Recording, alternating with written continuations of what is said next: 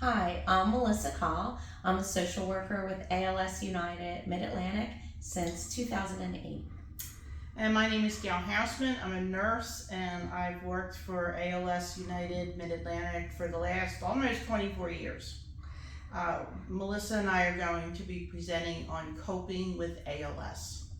So Melissa and I are here to talk about coping with ALS. A lot of folks talk about having like a grief reaction to getting the diagnosis. And they also talk about loss, and that would be like loss related to changes in their lives because of the diagnosis. So I just want to point out first that grief and loss are not just about death. Those words tend to be associated with death and dying, but it's also about other things. The Mayo Clinic defines grief as a natural reaction to loss. We all experience grief and loss throughout our lives. Losses associated with ALS are not just physical changes, but they can include things like loss of employment, loss of income, loss of a routine that you're used to, changes in roles at home if you were always the person that made the food and you can no longer do so, and changes in social interactions. So Dr. Kubler-Ross wrote a very famous book about stages of grief, and she identified 5 stages that she believed people went through when they were faced with loss. And that was denial, anger, bargaining, depression, and acceptance. Since then, there's been research done, and there's other possible feelings and thoughts and I would say stages related to loss, and they would include feelings of fear, shock, guilt, anxiety, frustration, remorse, and then spiritual existential distress that people sometimes feel with this diagnosis. Possible tools to help with grief and loss. We're going to talk about mindfulness meditation. We're going to talk about gratitude, about engaging in life, finding care and support, and also possible resources that may be of help. So mindfulness is a state of active, open attention to the present. It's being aware, it's staying in the moment, staying in the minute, staying in the day. This state encompasses observing one's thoughts and feelings without judging them as good or bad, living in the moment rather than dwelling on the past or anticipating the future. So with mindfulness, the goal is to stay put. It's kind of to stay in the day. A lot of people with ALS, they spend a lot of time thinking about what they used to be able to do and what they can no longer do, what their lives were like before the diagnosis, and how that's changed. And then at the same time, some people sort of focus on what's to come. This is a tough illness, and people naturally focus on what's going to happen to me, what's going to happen to my body, what's going to happen to my family. Mindfulness, the goal is to stay in the day. I can tell you that doing this job for many years, it seems like the people that are coping, I would say generalization globally, the people that are coping the best are the ones that are able to stay in the day, that are able to kind of focus on getting through the day versus thinking about what they can no longer do and thinking about what's going to happen. Not that you're not that we're saying don't plan for the future, but if you can keep your focus in the day, that's what we've been told by multiple people over the years that has been a helpful tool for them. One of the things that helps stay in the day is meditation. And that's, that's an active mental exercise that trains the attention and awareness. So some people will meditate by listening to nature outside. Other people will put on a YouTube tape and listen to 10 minutes of kind of a calming voice that gets you to think about whatever, your breath, what your body feels like, a thought. So that's a tool is meditation.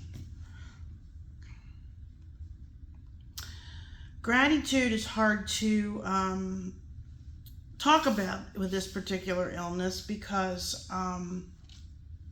you might be asking how to practice gratitude if you've been diagnosed with ALS.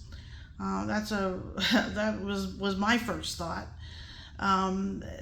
What we found, and this is just totally based on Melissa and myself, our experience with people who have ALS, just like people that are able to stay in the day, people that practice some sort of gratitude seem to cope better. Okay, it's not, Melissa and I haven't done a research project looking at this. This is just our opinion after working with many people with ALS over the years, that people that have some sort of gratitude in their lives seem to be doing better. Definition of gratitude means grace, graciousness, or gratefulness. Okay, so let's talk about self-care. Self-care isn't always chocolate cake and trips to the spa. Sometimes it's meal planning, going to bed early, or letting go of a bad friend. It's forgiving yourself for not meeting your own impossible standards and understanding that you are worthy, always. Self-care isn't just luxuries, but a means for survival. So as far as self-care engaging, let's look at some of the possible do's. First, and really one of the most important things, is allowing your feelings to just be. It's okay to be sad or angry or however you may be feeling, allow yourself to feel that way. And secondly, make sure that you vent and emote. Oftentimes a good cry can really go a long way to release some of the stress and tension for you, and really work on giving yourself that time. Sometimes you're going to have, whether it's bad moments, a bad hour, or even unfortunately a bad day, but that's the ups and downs with this disease, and make sure that you allow yourself that time to vent and just be within your feelings. It's also important to connect with others via Zoom or other websites. It's always comforting to know that there's other people out there going through the same thing, and that can bring you comfort knowing that you're not alone. Attending our ALS United Mid-Atlantic support groups, all of them are online via Zoom. You can look up our calendar on our website at alsmidatlantic.org,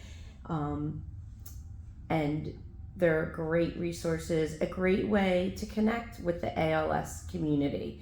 And we have such positive feedback from our groups that people learn little tidbits, or maybe something they're struggling with, that other people give great information or suggestions on how they can manage better.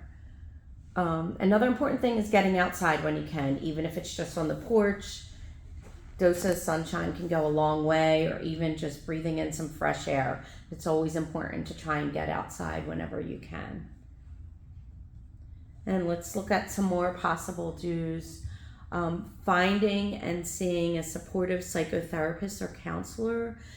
Consider seeing your primary care provider or a psychiatrist if you feel you need medication to help cope with depression and or anxiety. This is very common for both people living with ALS and their family members and caregivers. So it's important to stay in touch with your emotions, and if you are really struggling, to reach out either to your clinic team, if it's a family member, to your primary care doctor to get support.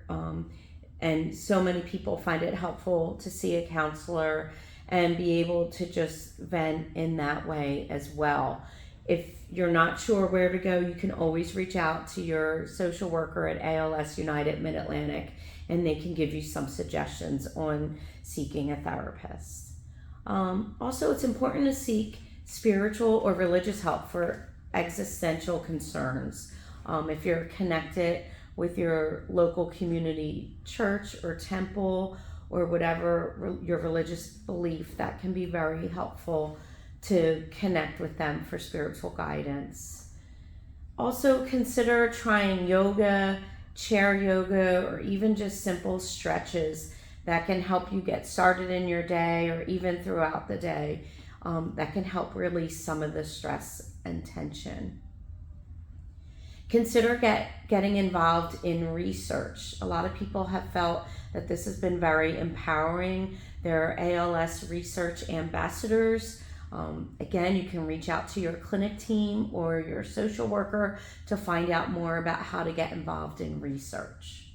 There's also information on our website, alsmidatlantic.org, under the research tab. You can also consider getting involved in ALS United Mid-Atlantic events. We have so many events throughout our service area that you can check out and get involved in the ALS community. Also, you can find these on our website, but to name a few, we have our annual holiday party. That's always a lot of fun with our favorite supporter. The Phillies fanatic usually makes a showing there, so it's a lot of fun for families and young kids. We have our annual Longwood Gardens event held in the spring, which is a beautiful day and a beautiful lunch and another way to connect. We have our annual Help and Hope Symposium that gives the latest and greatest on research and support, again, for everyone living with ALS and their family. In the summertime, we have an annual event at Knoebels, which is a great event for families. Throughout our service area, we have walks throughout the spring, summer, and fall. So check out our calendars on our website, alsmidatlantic.org, for a walk closest to you. You can form a team in honor of your loved one, in memory of your loved one, whatever you want to do. This is a great way to connect with the ALS community and always a lot of fun. We have our Jersey Shore bike ride that ends and is a fun day at Maury's Pier down in Wildwood, New Jersey. If you have any bike riders in your family or you just want to support, that's always a fun day.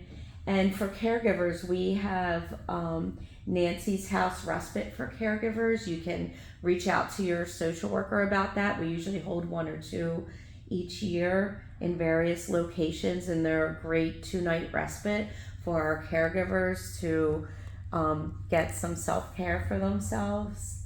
And then we also have our annual Caregivers Day, and that's another great day for support, some education, and then some leisure and self-care activities. These are all great events that you can find on our website, or if you can't find them on our website, again, reach out to your social worker and they'd be happy to connect you.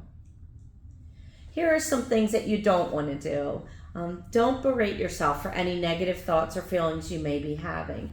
It's very normal to have these negative thoughts, and definitely reach out for someone to vent to and get through those thoughts that you may be having. Don't listen to others who give you advice that is not helpful, such as you'll snap out of it or be strong. Don't let people tell you how to feel.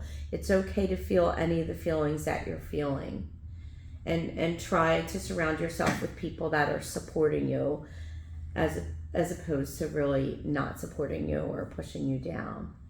Also, try to limit news consumption and negativity. This can really dampen your spirits, getting caught up in a lot of negativity.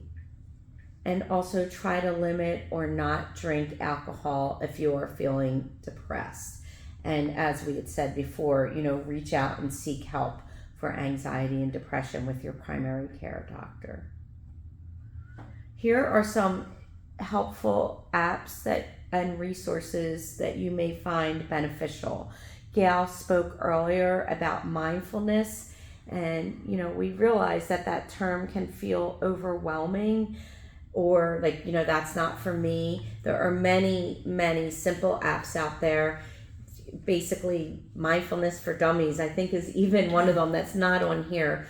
But you can even, if you don't have an iPhone or don't feel like you're super techy to do the apps, you can even search in Google. Under YouTube is a great resource. They have 3-minute mindfulness or meditation, 5-minute. So it's not like you have to give up an hour of your time. You can start slowly. The Calm app is a wonderful one. If anybody knows Matthew McConaughey, he has such an amazing and calm voice. People said they fall asleep to his voice. So all of these apps are great resources to give yourself a little bit of comfort and peace and downtime that we suggest that you look up. And we also have some resources listed here for reading that, if you're a reader, that may be helpful as well.